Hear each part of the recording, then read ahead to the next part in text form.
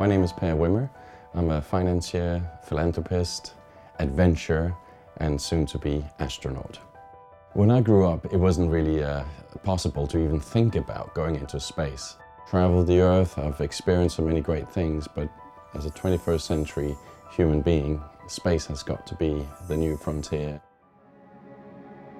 My dad tried a little bit to persuade me not to go. He thought it was a little bit waste of money, waste of time, and there's other good things to do on Earth, to be honest. But I think he also realized there's no chance on Earth he would be able to persuade me otherwise. October 31st, 2014 was the most tragic day ever for me. It was the day that we buried my dad.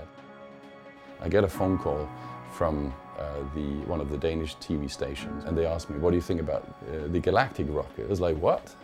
And I immediately looked up online and I saw my rocket smashed on the ground, and I could read that one of the astronauts died, and I was like, my God, you gotta be kidding me. This is just awful. But having said all that, no point in time did it ever change my determination. I did not regret, and I did not even think about not going to space. Why?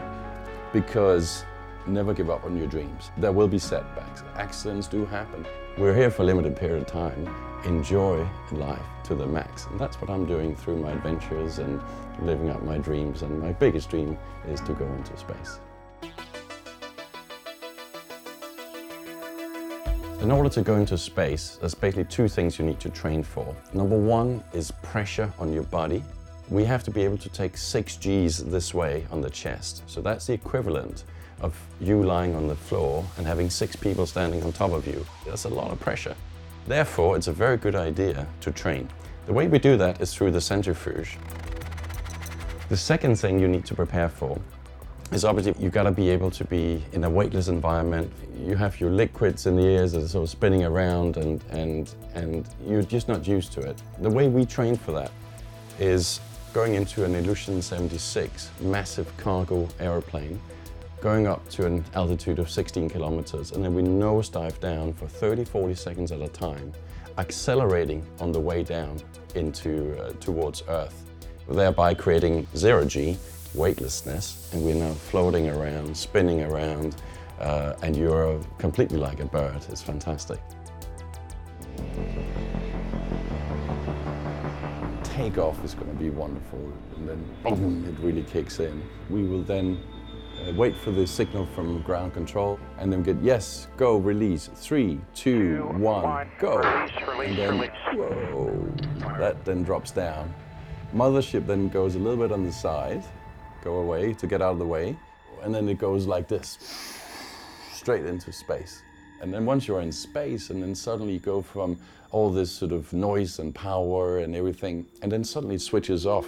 It's silence, and you're floating around. It's the beautiful silence. Once we're effectively turning the rocket around and heading back into Earth, we're then going to hit the atmosphere, and we'll experience 3,000 degrees centigrade outside the cabin. It's going to get very hot, and arguably that's kind of the most dangerous part of the whole trip. I'm not scared.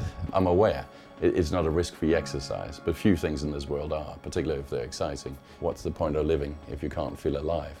You gotta get out there and try it, and it probably sounds more dangerous than it actually is, to be honest.